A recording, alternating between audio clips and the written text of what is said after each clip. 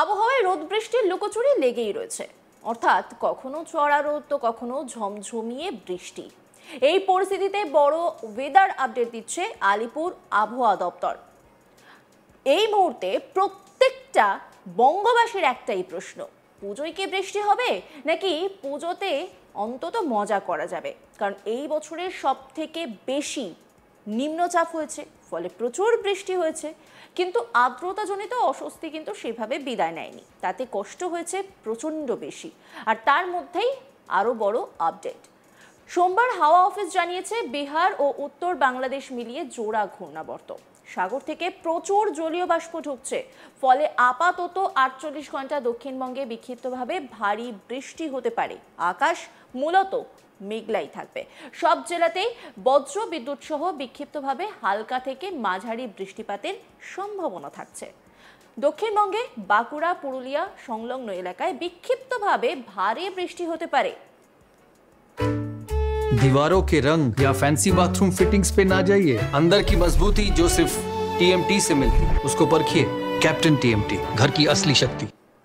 বজ্রবিদ্যুৎ সহ বৃষ্টি চললেও ভারী বৃষ্টির সম্ভাবনা কমবে বুধবার ও বৃহস্পতিবার। সেক্ষেত্রে বিক্ষিপ্তভাবে বজ্রবিদ্যুৎ সহ হালকা থেকে মাঝারি বৃষ্টি হতে পারে। শুক্রবার থেকে দক্ষিণবঙ্গে বৃষ্টির সম্ভাবনা আরও কমবে। শহর কলকাতাতেও মঙ্গলবার আকাশ মূলত মেঘলাই থাকছে, সঙ্গে হতে পারে দু এক পশলা বৃষ্টি। অন্যদিকে উত্তরবঙ্গের কি আপডেট রয়েছে সেদিকেও আমাদের নজর রাখতেই হচ্ছে, কারণ দক্ষিণবঙ্গে এই মুহূর্তে যে আপডেট রয়েছে তাতে বলা হচ্ছে যে বৃষ্টি হবে, কিন্তু উত্তরবঙ্গে কি আপডেট রয়েছে সেদিকেও নজর রাখবো। दीवारों के रंग या फैंसी बाथरूम फिटिंग्स पे ना जाइए। अंदर की मजबूती जो सिर्फ टीएमटी से मिलती है, उसको परखिए। कैप्टन टीएमटी, घर की असली शक्ति। অন্যদিকে উত্তরবঙ্গে ভারী থেকে অতি ভারী বৃষ্টির সতর্কতা থাকছে। সেক্ষেত্রে ভারী বৃষ্টি হতে পারে উত্তরবঙ্গের দার্জিলিং, কালিম্পং, আলিপুরদুয়ার, কোচবিহার, জলপাইগুড়ি এবং উত্তর দিনাজপুরে। বিক্ষিপ্তভাবে অতি ভারী বৃষ্টির সতর্কতা থাকছে জলপাইগুড়ি এবং আলিপুরদুয়ার জেলায়। আবহাওয়াবিদ হাবিবুর রহমান বিশ্বাস তিনি কি বলছেন শুনবো।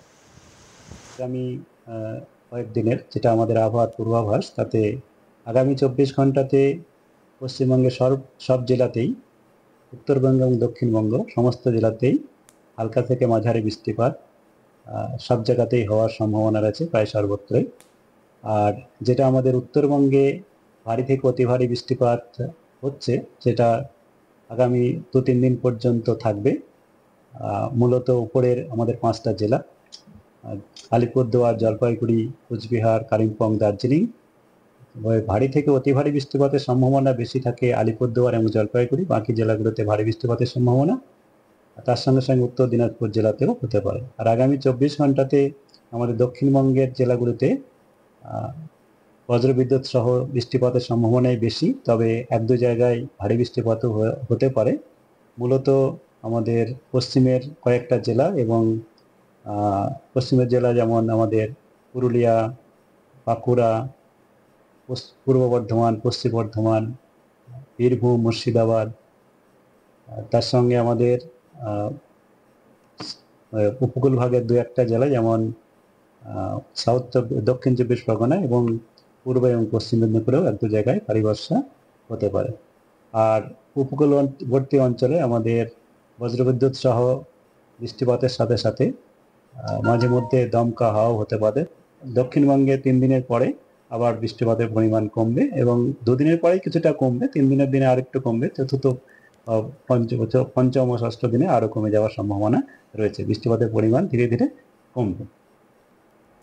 অন্যদিকে এই বছর বর্ষার মৌসুমে 15 সেপ্টেম্বর পর্যন্ত দুই বঙ্গে কত বৃষ্টি হয়েছে তারও খতিয়ান দেয় আলিপুর আবহাওয়া দপ্তর। কি বলছেন আবহাওয়াবিদ হাবিবুর রহমান বিশ্বাস শুনব। আমাদের বর্ষাকালের যে বৃষ্টিপাতের পরিমাণ যেটা হয়েছে আমাদের এখনো পর্যন্ত, প্রথম জুন থেকে আজকে 15ই সেপ্টেম্বর পর্যন্ত, এখানে আমাদের পশ্চিমবঙ্গে অ্যাজ এ হোল মানে সর্বমোট মিলে যেটা বৃষ্টিপাত হয়েছে সেটা স্বাভাবিকই হয়েছে। 1225.6 মিলিমিটার হয়েছে, 1198.1 মিলিমিটার স্বাভাবিক হয়, 2% পজিটিভ সাইডে আছে, এটা স্বাভাবিক। আর যদি আমি উত্তরবঙ্গ আর দক্ষিণবঙ্গ আলাদা করে বলি, তাতে দক্ষিণবঙ্গের ক্ষেত্রে 10% পজিটিভ সাইডে আছে, কিন্তু স্বাভাবিক রেঞ্জেই রয়েছে, 1136.8 মিলিমিটার হয়েছে। আর 1034.4 মিলিমিটার এই সময় পর্যন্ত হয়ে থাকে। উত্তরবঙ্গে যেটা হয়েছে সেটা স্বাভাবিক রেঞ্জেই রয়েছে, কিন্তু নেগেটিভ সাইডে আছে। এটা 1495.2 মিলিমিটার হয়েছে, 1695.1 মিলিমিটার এই সময় পর্যন্ত হয়। কলকাতার ক্ষেত্রে আমাদের যেটা হয়েছে 1 জুন থেকে আজকে 15 সেপ্টেম্বর পর্যন্ত 1317.9 মিলিমিটার হয়েছে, 1185.5 মিলিমিটার স্বাভাবিক হয়। তো এখানে আমাদের 11% বেশি রয়েছে, কিন্তু স্বাভাবিক রেঞ্জেই রয়েছে। এই হচ্ছে কত শতাংশ কম? এটা 12% ঘাটতি রয়েছে। ঘাটতি মানে ঘাটতি তো নয়, এটা আমাদের স্বাভাবিক রেঞ্জেই, যেটা আমরা বলি স্বাভাবিক যেটা হয় তার থেকে 19% প্লাস মাইনাস আমরা স্বাভাবিক ধরি, এখানে 12% কমের দিকে রয়েছে। সোমবার হাওয়া অফিস জানিয়েছে বিহার ও উত্তর বাংলাদেশ মিলিয়ে জোড়া ঘূর্ণাবর্ত সাগর থেকে প্রচুর জলীয় বাষ্প ঢুকছে, ফলে আপাতত 48 ঘন্টা দক্ষিণবঙ্গে বিক্ষিপ্তভাবে ভারী বৃষ্টি হতে পারে। আকাশ মূলত মেঘলাই থাকবে, সব জেলাতেই বজ্র বিদ্যুৎ সহ বিক্ষিপ্তভাবে হালকা থেকে মাঝারি বৃষ্টিপাতের সম্ভাবনা থাকছে। আবহাওয়াবিদ কি বলেছেন শুনবো।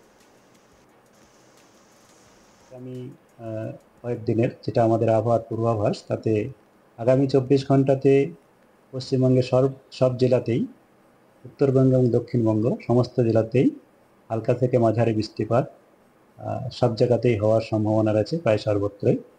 আর যেটা আমাদের উত্তরবঙ্গে ভারী থেকে অতি ভারী বৃষ্টিপাত হচ্ছে, সেটা আগামী 2-3 দিন পর্যন্ত থাকবে।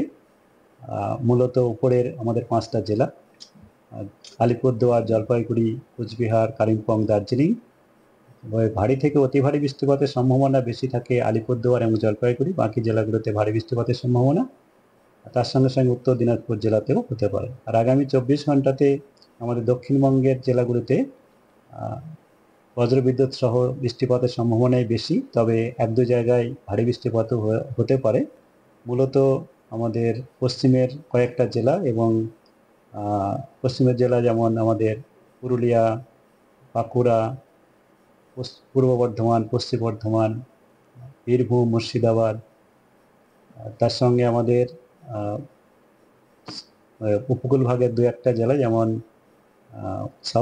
দক্ষিণ 24 পরগনা এবং পূর্ব এবং পশ্চিম মেদিনীপুরেও 1-2 জায়গায় ভারী বর্ষা হতে পারে। আর উপকূলবর্তী অঞ্চলে আমাদের বজ্রবিদ্যুৎ সহ বৃষ্টিপাতের সাথে সাথে মাঝে মধ্যে দমকা হাওয়াও হতে পারে। দক্ষিণবঙ্গে 3 দিনের পরে আবার বৃষ্টিপাতের পরিমাণ কমবে এবং 2 দিনের পরে কিছুটা কমবে, 3 দিনের দিনে আরেকটু কমবে, চতুর্থ, পঞ্চম ও ষষ্ঠ দিনে আরো কমে যাওয়ার সম্ভাবনা রয়েছে। বৃষ্টিপাতের পরিমাণ ধীরে ধীরে কমবে। অন্যান্য খবরের আপডেটের জন্য অবশ্যই নজর রাখুন আজ তাক বাংলার ইউটিউব স্ট্রিমিংয়ে। লাইক, কমেন্ট, শেয়ার এবং সাবস্ক্রাইব করতে ভুলবেন না।